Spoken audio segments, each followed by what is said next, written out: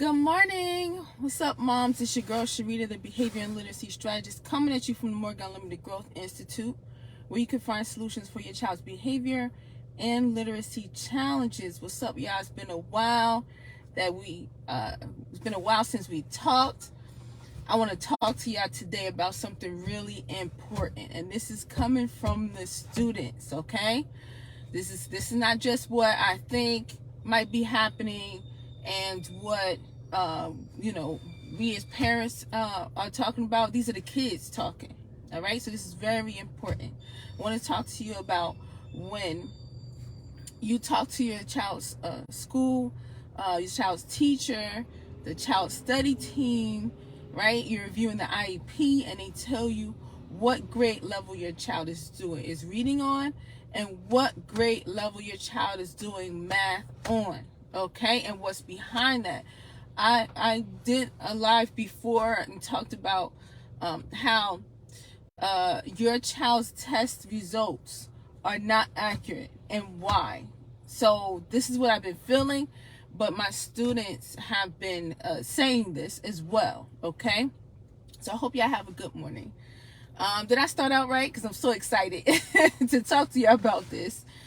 So let me reintroduce myself. I am Sharita Morgan. My students and everybody call me Miss Sharita. This is the place. I'm coming to you from the Morgan Unlimited Growth Institute, the place where you can find solutions for your child's behavior and literacy challenges. I'm the behavior and literacy strategist, but I also teach math, and I also teach kids how to get really good at word problems, okay? By popular demand from moms. Moms were coming to me, and I was teaching strictly literacy, and my goal was to help students read and function on or above grade level, and to help them improve behaviorally and academically at the same time. But I was focusing on literacy. But moms were asking me to do math, so I implemented a math word problem class. But we don't just do word problems. We do any math that your child is struggling with, they don't know how to do it, they never mastered, okay? All right, so essentially here, we're not just focusing on what our child knows, but we also are focusing on what our child does when it's time for them to sit down and do work, schoolwork, homework, tests. This is why this is very relevant today. I hope you're doing well. I hope you are comfortable, okay? I hope you get a pen and a notepad, because moms, we got work to do. We got work to do about this, okay? So, I'm gonna first say what the conversation was in group. All right. So, it's the beginning of the month. I'm reviewing my students' action plan. We're reviewing it as a group, where they're reading and assessing their goals, their behavior goals, their math goals, their literacy goals, and it's reading out loud and talking about the progress they made, what they need to work on, if we adding another goal, what their mama said they need to work on from home. And then after reviewing that with each student aloud in a group, then I have my students, I turn off my camera and I mute my mic so that the students themselves can discuss their personal goals, and it's being facilitated by the group leader. So the group leader is calling who's next and asking them, what are your goals, how you think you're doing on your goals, what areas do you think you need to improve in, and what is your plan this month to get better at these areas, okay? So I'm watching everything, but before I let them go and talk about it, I'm talking to one of my students. I'm letting them know I just met with your school, and they said that for math, you are doing math at the second grade level, okay? And then I just continue to talk, and before, we have a discussion about it, and then she raised her hand and she said, Miss Sharita, can I say something? I was like, of course. She said, I think I know why my results were second grade level. And I said, why? She said, because when I sat down to do the test, it was just so many questions. I got frustrated, so I just started clicking anything so that I could hurry up and finish. And I told her, I said, you know, I'm really proud of you, and I'm glad you brought that up, because I know a lot of your group mates here understand what you just said and probably do the same thing. Okay, so we had a discussion about that, and they gave each other advice on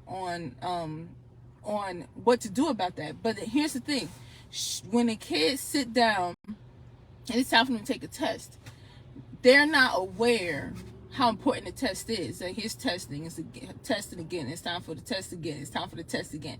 They're not aware that it's going to come back to them like, this is showing that I only do math on a second grade level. This is showing that I read on a second grade level. Okay? I've had moms, when I told them that you know, what level their child is reading on, you know, according to the school, they're like, my child doesn't read on a second grade level. I hear her reading all the time. I hear her, you know what I mean? They need work. They need to improve, but not on the second grade level, not on the first grade level. I think that's too low. Where is the breakdown? Right? Is it the school's fault? Right? So we're saying, no, that's not accurate. So, but instead of blaming the schools, let's look at the problem and then fix it.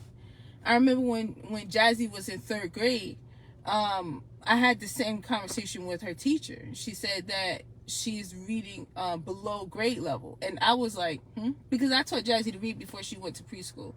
And Jazzy was reading all the time. And she used to go to school with chapter books in her book bag so that at lunchtime she could read. She used to like to read a bunch at the same time. Not used to, but you know, she at that age she was reading a couple at the same time. So she'll read like 2 chapters in this book, 2 chapters in that book, 3 chapters in that book, 1 chapter in this book. So she was like reading a bunch at the same time. So it just didn't make sense. So I asked her, well, how did she read in class? And the teacher was stuck. And she didn't know how to answer that because she wasn't reading aloud in class. And this is an issue that we have today. A lot of kids don't read aloud. So their reading is not constantly being assessed, and we're not constantly coaching them in the right direction to improve their reading. They're not even aware of where they need to, what they need to work on to improve their reading. There's a disconnect. So then I talked to Jasmine, okay? And she told me she's sitting there and everybody was getting ready to go to art except her, which meant that she probably was sitting there and not doing her test. And the teacher told her, go ahead and finish it, you can go to art. So she just clicked anything so that she could hurry up and finish and go to art. Now, when kids do that, when I told her she's doing math on the second grade level according to her test results, she felt some type of way about that. We have to let kids know when they sit down to take a test what they're testing them on. And we have to ask them, what do they want the outcome to be? Okay? And we had this discussion. She wanted to be reading and function above, on her grade level or above. She wanted to improve her test scores next time because she didn't like the fact that it said that she was only functioning on the second grade level. Okay? So our kids sit down, they don't want to do the test, they click anything, and then they don't really think about what the results say in the end. So we need to bring all this together. We need them to be very aware when they sit down and take these tests, what they mean. We need them to be goal and achievement oriented, as I always say. So when they sit down and take these tests, what do they want the outcome to be?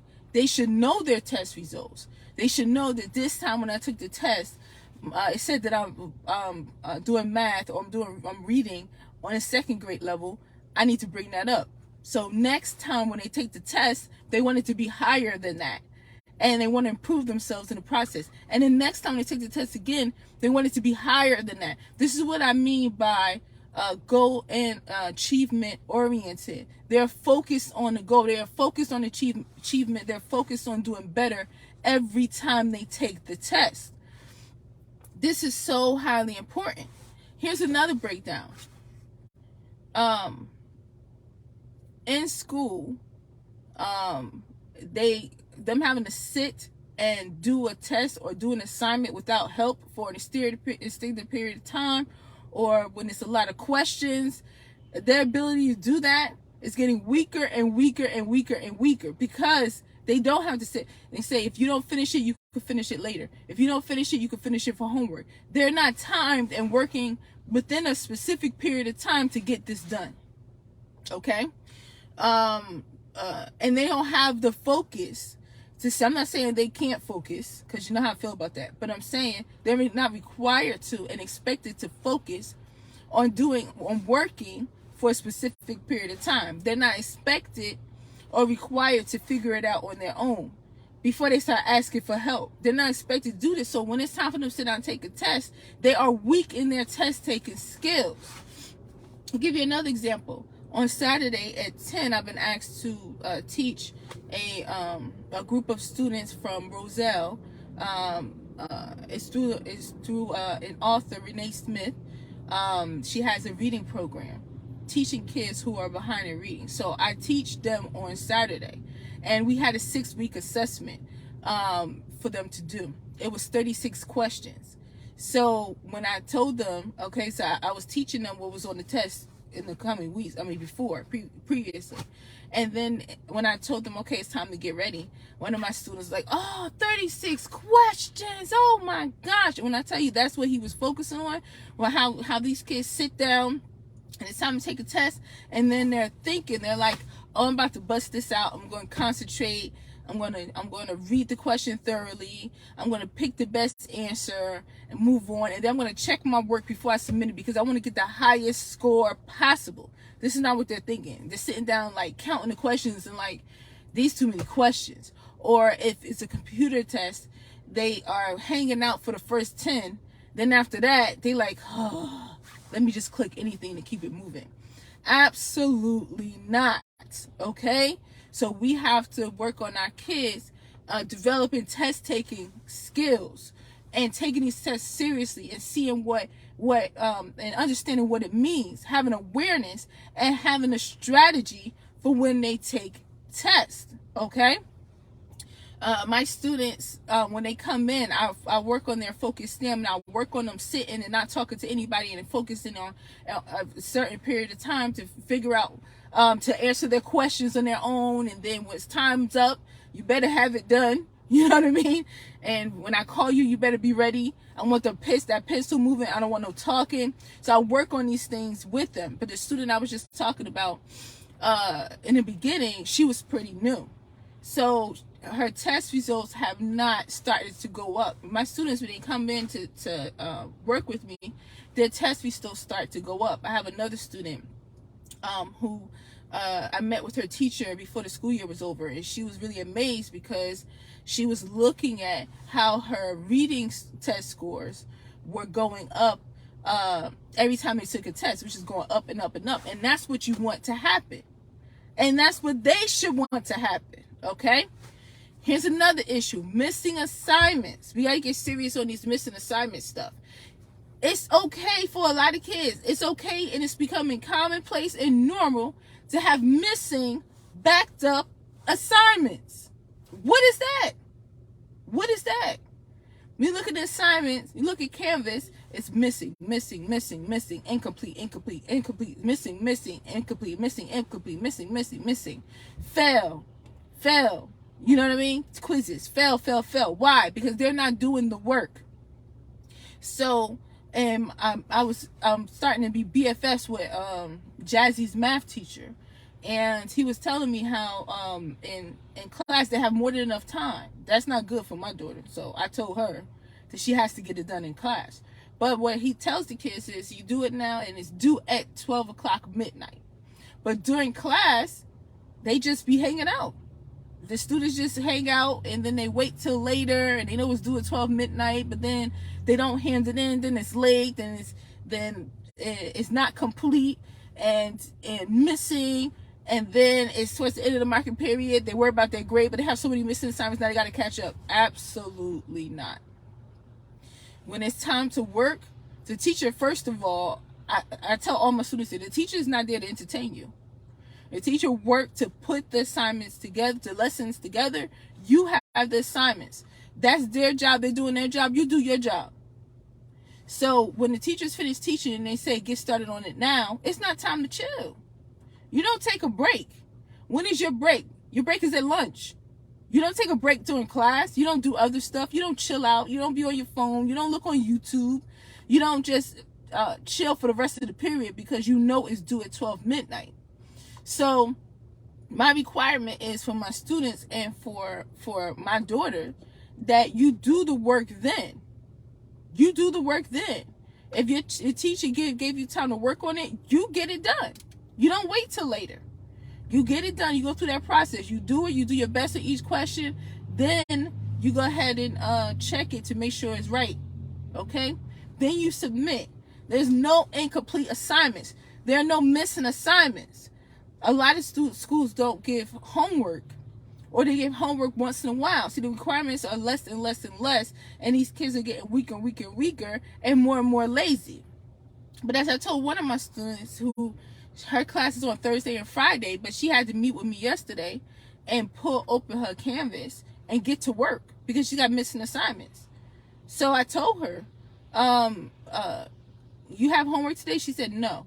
I said, do you have missing assignments? She said, yes. I said, well, you have homework.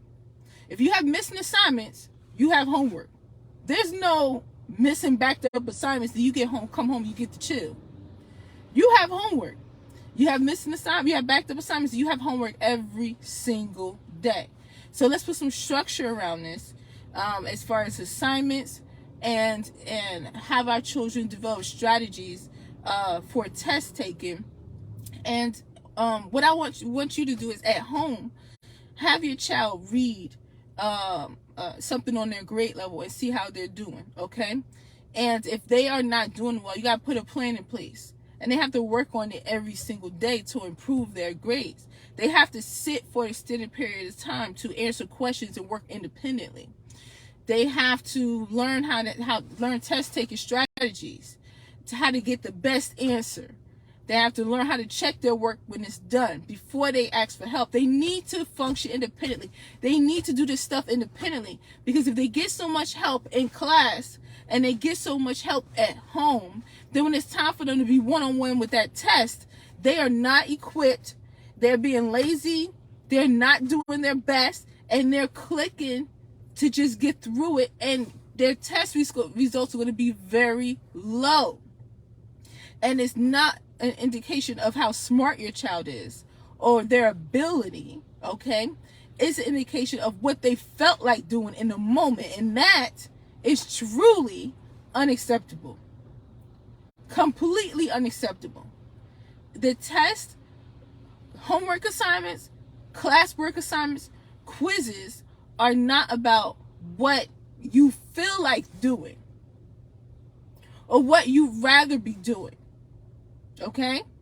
It's about, at the moment, this is your requirement, and you are to do your absolute best. Okay? So, if your child has missing assignments, they have homework every day.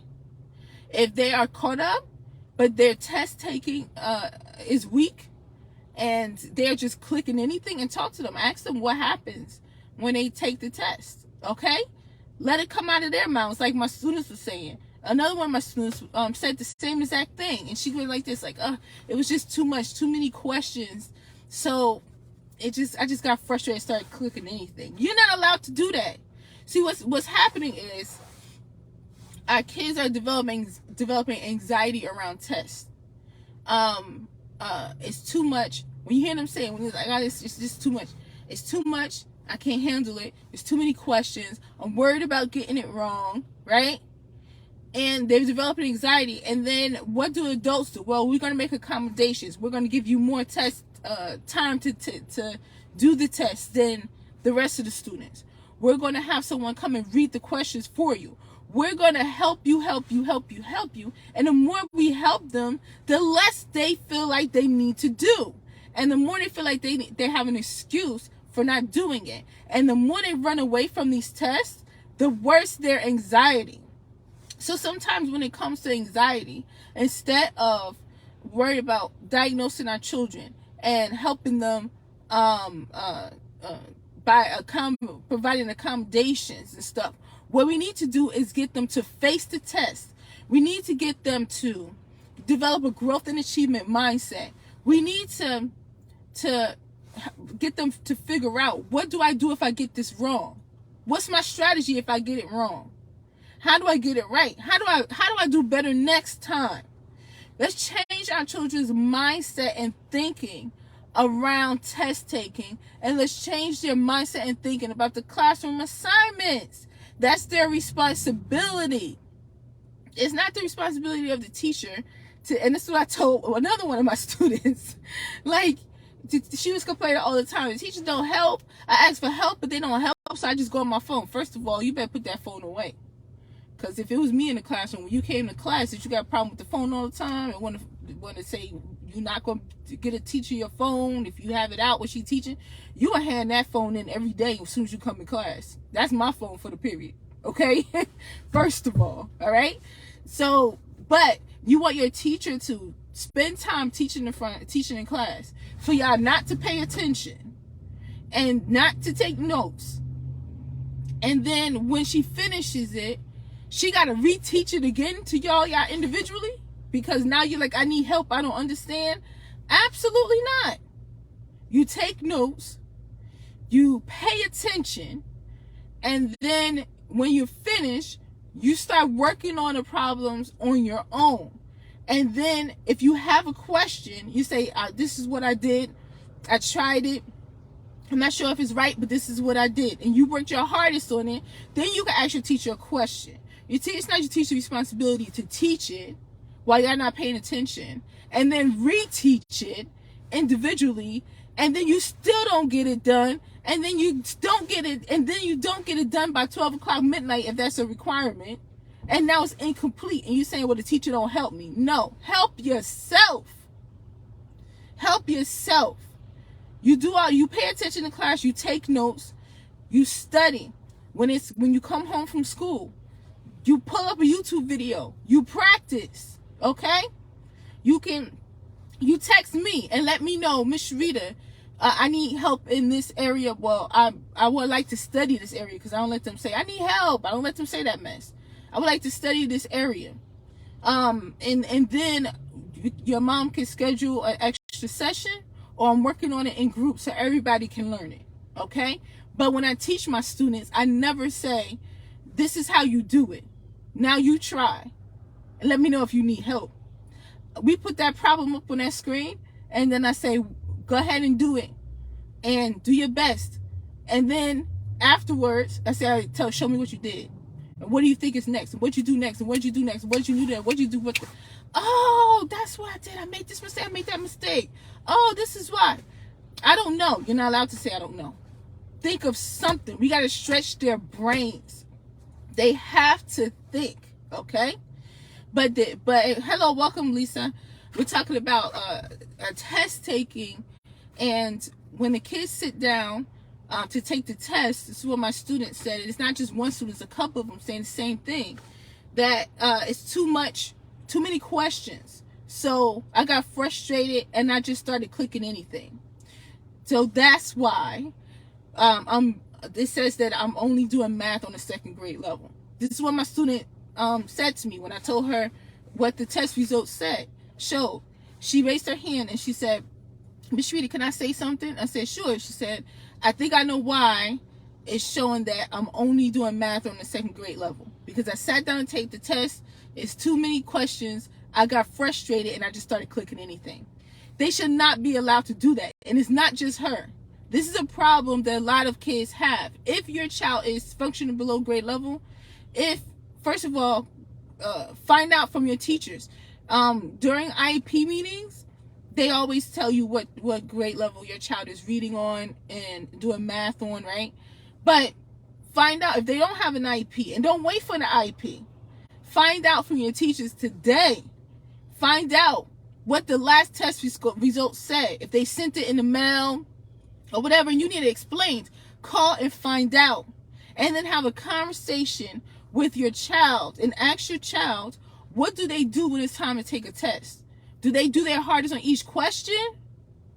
Do they get frustrated, right? Don't feed them and say, do you just click anything? But just ask them questions so that they can tell you if they're testing low. So they could tell you what they're actually doing. Find out from your teacher, what it looks like your child is doing when it's time to take a test. Some kids put their heads down. Some go to sleep. Some just be very distracted and want to get up out of their seat and actually use the bathroom. Some just don't do nothing for a while, and the teacher got to go by them and say, get back on your test. Find out what is happening and then develop a plan for it. Okay? And then if they're not completing their assignments in a timely fashion, if they're not focused on working during the class period, and then everything gets backed up, then they really are not going to do well when it's time to sit down and take these tests. They're not going to do well because they have not built up their focus stamina. What's focus stamina? That's how long a child can sit and focus on a task without becoming distracted by or inviting distractions into their environment. So when kids sit down, they don't want to do something, they start to get distracted, they lose their focus, and they start looking around behind them. Anything can distract them, or they distract themselves, right? So somebody around them could be distracting them by just walking past. It's not really about what other people are doing. Somebody could just walk past and now they want to call and talk to them, or call and ask mom for help, or ask the teacher for help, right? That's a distraction from them being face to face with their assignment or with their test.